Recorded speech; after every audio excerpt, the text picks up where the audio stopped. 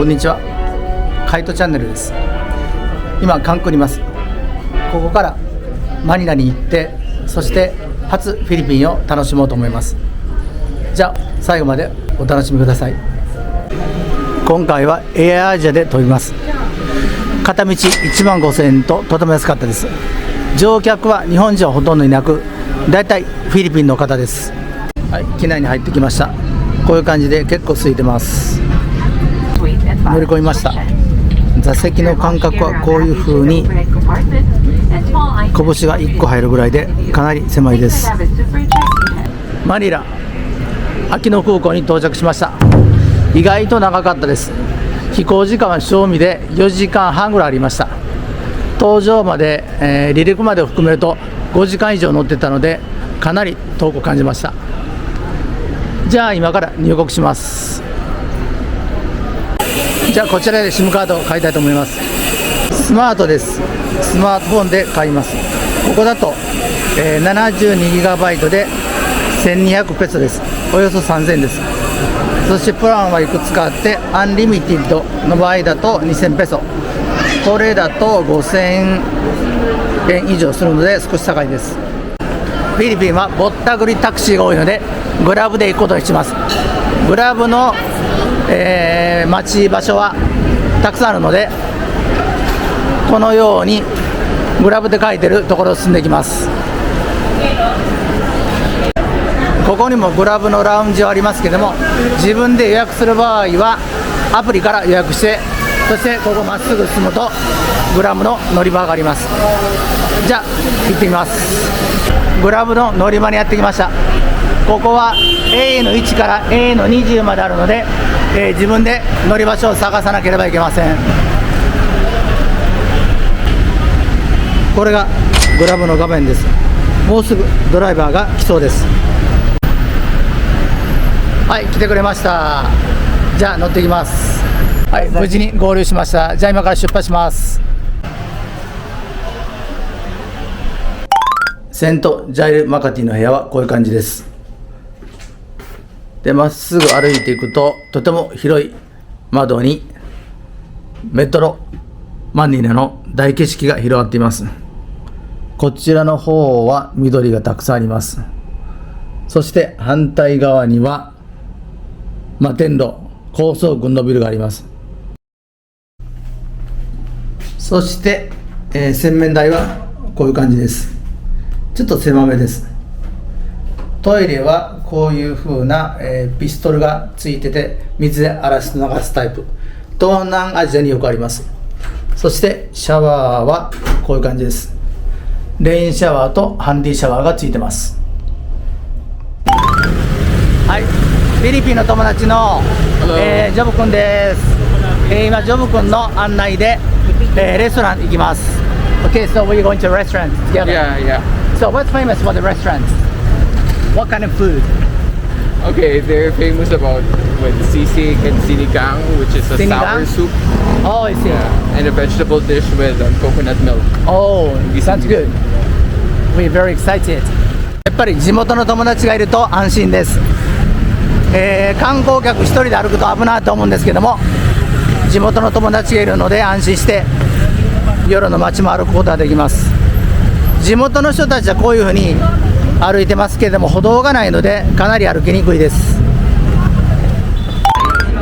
はい、マナムというレストランに着きました。ここは重旅さんも紹介していた地元でも有名なレストランです。じゃあ入ってきます。では中に入ってきます。なかなかおしゃれなレストランです。メインはこういう感じで、友達のおすすめでシシンというサラダ、そしてギシンという豚の煮込みを頼みました。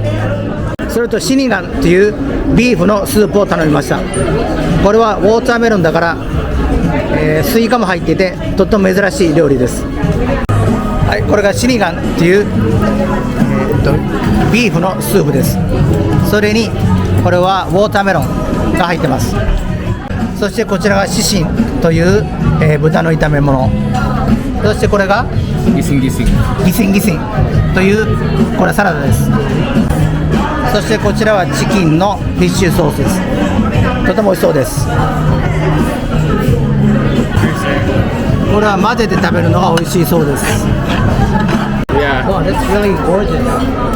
yeah, I'm really excited. yeah. So I usually bring all of my friends here, coming from the overseas, to try Filipino food. So this is just a taste of Filipino. Oh, it's good. But there are a lot of dishes that you should be trying, like adobo. Yeah, this is the very first time Yeah. to try Filipino food. Yeah. 彼はここにフィリピンの友達とか海外からの友達を連れてくるそうです。そうするとみんな喜ぶそうです。じゃあ食べましょう。Okay, let's eat. ドリンクが来ると豪華に見えます。こちらはウベサゴというフィリピンの、野菜を使ったジュースだそうです。こちらがハロハロというフィリピンの有名なスイートです。プリンが入ってて、そして上にはウベのアイスクリーム、そして中にはこれはココナッツミルクが入ってて、これを全部混ぜて食べるそうです。じゃあ食べ方を教えてもらいます。ハロハロはこういうふうにミックスして食べるのが美味しそうです。 Mix everything. It's a halo halo. Okay, mix everything. So, halo halo means mix Yeah, halo everything. mix. Yeah. ハロっていうのは全部でをミックスするという意味らしいです。これはプトゥブンブンというクリスマス限定のデザートです。こういうふうにココナッツミルクと、そして、もち米で作った甘いお菓子、そしてチーズがかかってます。マカティ地区のセブンイレブンに来ました。どんなものがあるか見ていきたいと思います。日本と違うものもあるかもしれません。こちらの方は中華まんがあります。この辺り日本ともそんな変わらないですね。でこの辺りはコーヒーが売ってます。だいたい1つで、30円ぐらいです。安いですね。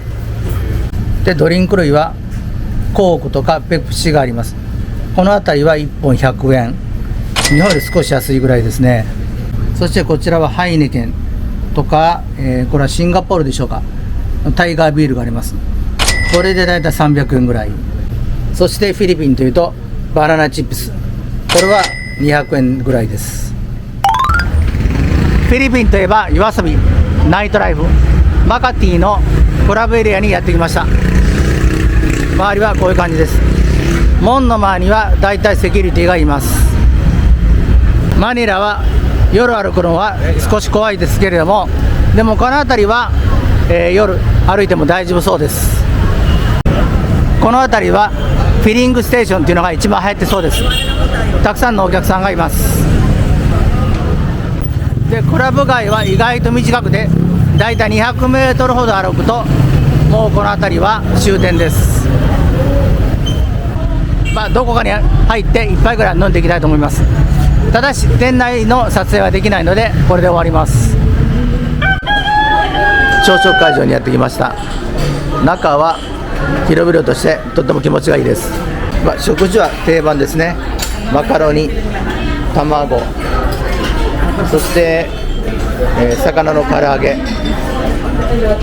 そしてこちらの方はニョッキ、それにこちらはビーフの炒め物があります。でこちらはパンケーキです。今回実は日本人の友達と一緒に旅してるんですけども、撮影は NG なのでこういう感じで失礼します。朝食はこういう感じになりました。フィリピンのスープ、そしてパンケーキとフィリピン料理です。こういう感じです。屋上のプールにやってきました。12月ですけれどもフィリピンは30度を超えているので十分に泳ぐことができます。そしてこちらの上の方にはジムもあってトレーニングをすることができます。そして屋上からのビューはとても綺麗です。こういう風に高層ビル群がいっぱい見えます。マニラはバンコクと同じようにすごく都会ですね。そしてこちらの方からはうっすらですがマニラ湾が見えます。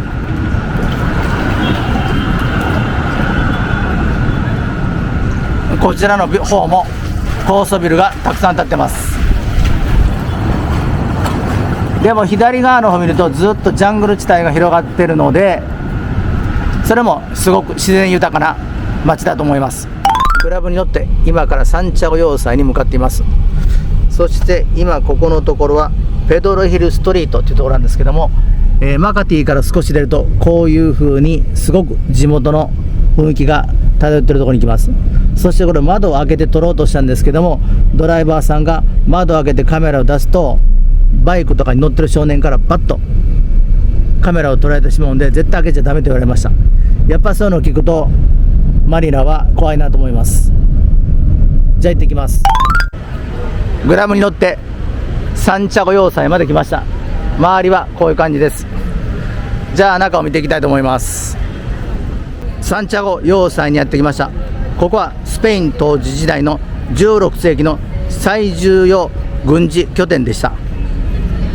そしてここは罪人とか反乱者の投獄として使用されたようです。16世紀に建てられたということなので、やはりここはすごく歴史を感じる建物です。じゃあ中に入っていきましょう。要塞跡はこういう感じです。そして日本人にとっては悲しい歴史の場所でもあります。ここは第二次世界大戦では日本軍が使用していました。そしてここを日本軍は占領し、再び牢獄として使用して、戦争末期には多くのマニラ市民や捕虜が殺害された悲しい歴史もあります。今はマニラ市民たちの憩いの場所になっているようです。この辺りは歴史を感じる要塞跡が残っています。そして要塞跡はこのように歩いて散策することができます。今はサンチャゴ要塞にいますけれども、ここからはマニラ大聖堂などの綺麗な旧市街の景色が見えます。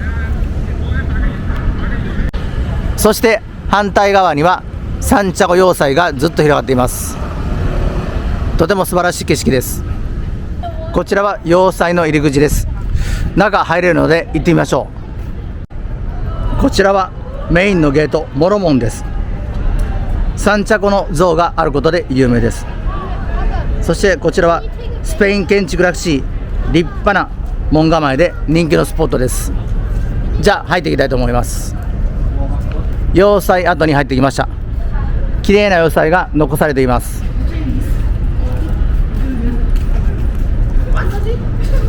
じゃあ中入ってきます。ここはピアッツァ・デ・アルマスって書いてるので、ここはアルマス広場のようです。中はこんな感じになってます。要塞内にあるホセ・リーサルの記念館にやってきました。彼はフィリピン独立のために尽力を尽くしたフィリピンの英雄とされています。こちらはリーサルの肖像画です。これがもともとあった要塞のようです。こういうふうに要塞全体は水辺に囲まれていたようです。ここが牢獄跡です。でこの写真にあるのは20世紀初頭のダンジョン、牢獄で、犯人がこの中に連れて行かれる様子です。じゃあ入っていきます。中はすごく狭いです。かなり頭をかがまないと入れません。そして中に入るとこういう形で、多分これ日本兵ですね。日本兵のジオラマがあります。そして周りの様子はこういう感じです。中はかなり圧迫感があります。そしてこちらにも模型があります。過酷な環境の中で、収容されていたようです。その写真がこちらにありますけども、どれもすごく残忍な写真です。ここには拷問の様子が再現されています。とても生々しいです。ここにはマニラの大虐殺について書かれています。第二次世界大戦中の1945年の2月3日から3月3日にかけて、こちらで大バトルがあって、そして無実のマニラの市民たち10万人が殺されたそうです。日本人にとっては非常に罪深く感じるところです。牢獄から出るとこういう素晴らしい景色が広がっています。マニラ湾に続く、マニラの川です。こちらに行くとマニラ湾に行きます。ウォーターフロントの綺麗な景色が見えます。要塞前にすごくおしゃれなスタバがあります。ここのところをずっとまっすぐに行くとマニラ大聖堂があります。じゃあここをまっすぐ行ってマニラ大聖堂に行きたいと思います。続いてマニラ大聖堂にやってきました。ここはフィリピンマニラの旧市街イントラムロスにある大変重要なカトリック教会とされています。1571年に最初の大聖堂が建設されて、それから度重なる破壊と再建があり、そして1958年に現在のロマネスク様式として建てられました。1945年のマニラ大空襲の際にはほぼ完全に破壊されたという悲しい歴史もあります。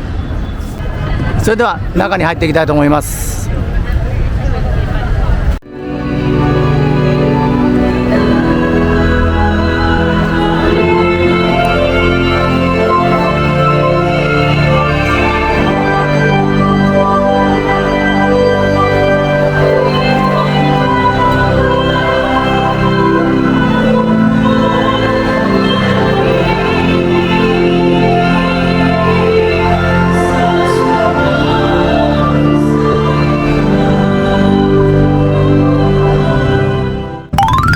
こちらが YouTube でもよく紹介されているカフェイントラムロスという有名なカフェです。そしてすぐこの隣にあるのが有名な教会で、これはサン・アングスティス教会と言います。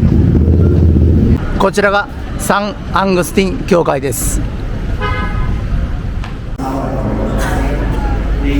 このイントラムロスの旧市街エリアにあるサングスティン教会はフィリピンで現存する最古の石造りの教会です。現在も礼拝堂として使われています。最初の教会は1571年にスペイン人がルソン島を支配した直後にバンブーで作られたそうです。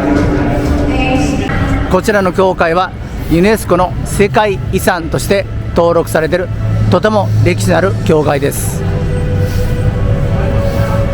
こちらでも結婚式が催されています。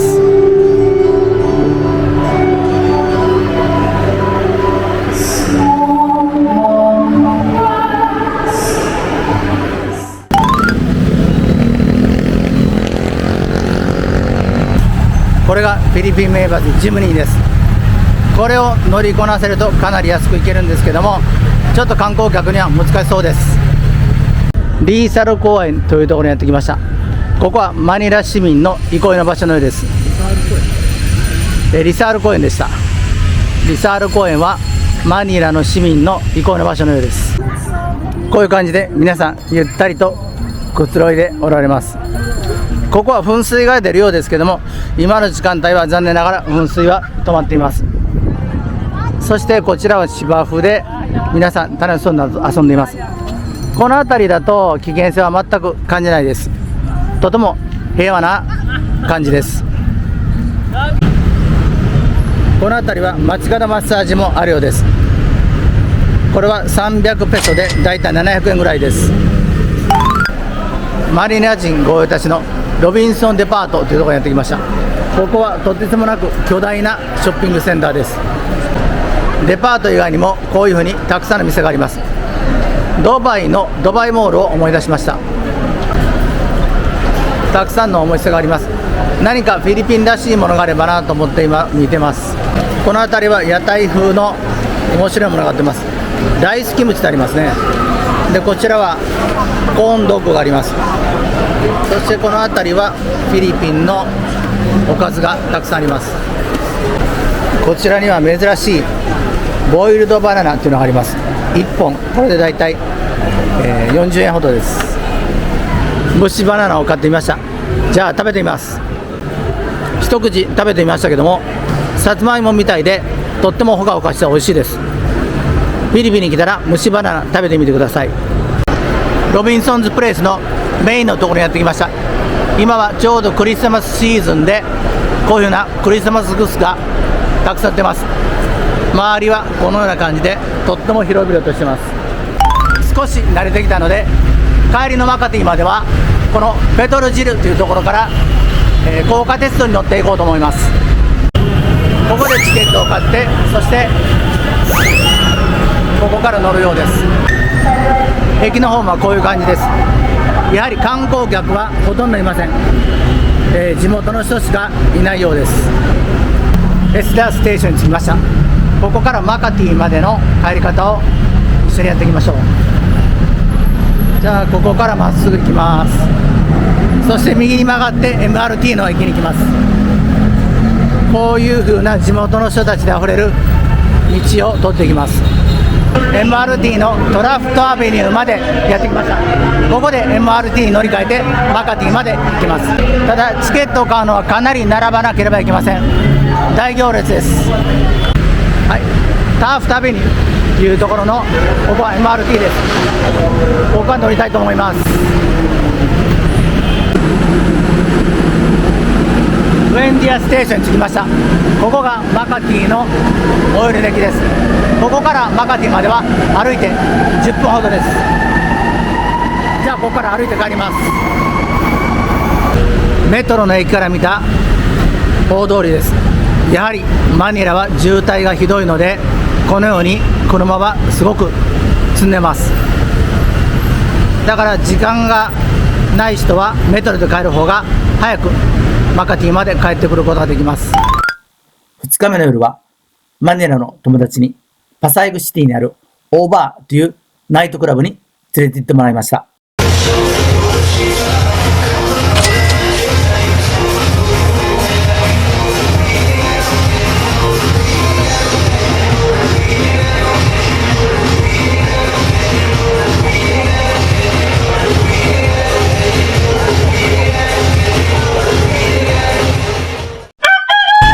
今はマカティにいます。マカティの中にジョリビーがあります。フィリピンといえばこのジョリビーがとても有名ですけども、ここでチキンを食べたいと思います。はい、ジョリビー入ってきました。こちらでチキンを食べたいと思います。ジョリビーというとこのチキンが有名ですけども、チキンとスパゲッティのセットが165ペソ、そしてチキンとご飯のセットが150ペソです。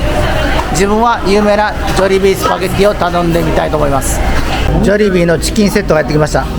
こちらのチキンは、カリカリしてスパイシーでとっても美味しいです。そしてこちらの方、これはスパゲッティのミートソースに見えるんですけども、これはミートソースじゃなくってバナナのソースだそうです。だから YouTuber もその人もこのトマトスパゲッティがすごく甘いって言ってるんですけども、実はこれトマトではなくバナナのソースで作ったソースだから甘いそうです。ジムニーに乗りました。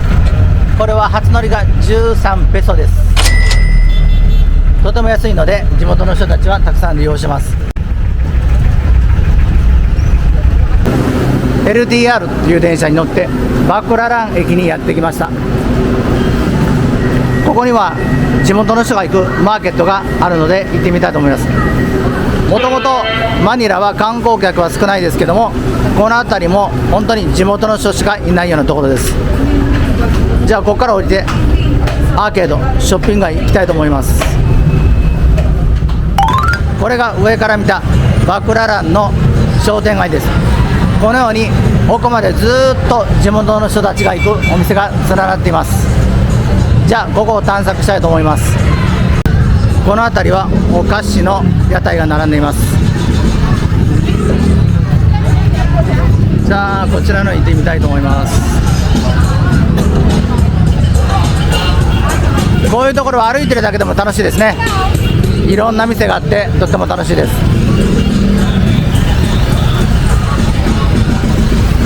この辺りの服は300ペソです。 2.5 をかけるといいのでだいたい750円ぐらいです。やはり安いですね。この辺りは地元価格だと思います。でも人がたくさんいすぎて、そしてバイクも車も通るのでかなり歩きにくいです。持ち物には気をつけた方がいいと思います。皆さんバッグも前にして持っています。れは漢字で書いてるので、多分このオレンジは中国から来たのだと思います。そしてこの辺りは派手な衣装が売ってます。この辺りは靴や靴下や、そして洋服や、ありとあらゆるものが売ってます。そしてこちらは美味しそうな、唐揚げの屋台があります。このバクラランという地域は夜は暗くて治安が悪くなるそうですけども、昼間は人がたくさんいてそんなに危険性は感じないです。ただ人が多いので、もしもには気をつけた方がいいと思います。それは多発するらしいです。この辺りのネックレスは50ペソなのでだいたい120円ぐらいです。そしてこちらのブレスレットも50なので120円。やはり地元価格なのでとても安いです。こういう感じで商品が売られてます。もちろんこちらは偽物ですけども、ロレックスも650ペソで売ってるのでだいたい1500円ぐらいです。ここは1本右側に入った通りを歩いてます。こちらは両側にいろんな店があって、そしてとっても楽しいし、フィリピンの人たちは意外に皆さんフレンドリーで、こういうふうにカメラを回してると手を振ってくれます。周りはこういう感じです。ここはバイクタクシーがたくさん走ってるので、歩くときは気をつけなければいけません。この辺りも T シャツが売ってますね。値段90ペソなので200円ぐらいです。こちらにはバイクタクシーが並んでいます。そしてここが一番年季の入ってる自転車タクシーです。そしてこちらの方もとても年季が入ってます。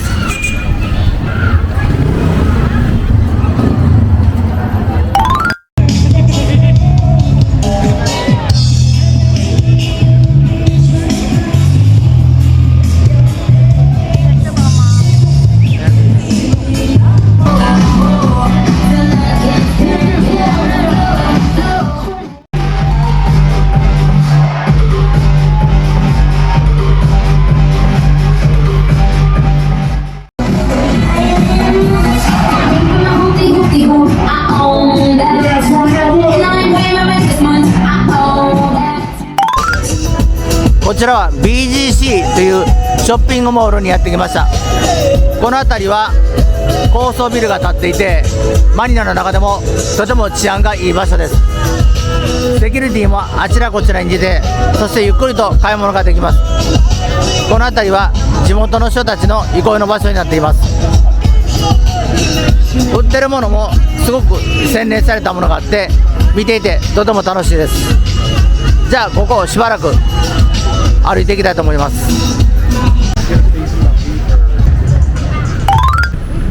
はい、こちらにボニファシオグローバルシティの看板があります。ボニファシオグローバルシティ、これで BGC の略で、そしてここがハイストリート、一番メインの通りになっています。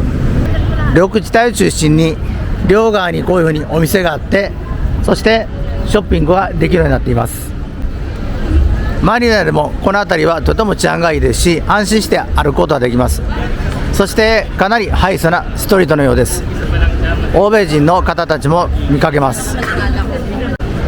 ここだけ歩いてるとマニラにいるという感じは全然しません。どこかおしゃれなヨーロッパの通りを歩いているような感じです。そしてこの右側にも緑地帯があって、とてもおしゃれな作りになっています。建物の中はこのように吹き抜けがあって、とてもおしゃれな作りになっています。フィリピンはカトリックキリスト教の国なので、こういうふうに、クリスマスのイベントは盛大にやっています。このように中は、クリスマス一色です。こういう BGC のようなおしゃれなハイソな街があって、またマラテのようにすごく危険な香りがする街がある、貧困と隣り合わせの街がある、それもフィリピンの魅力かもしれません。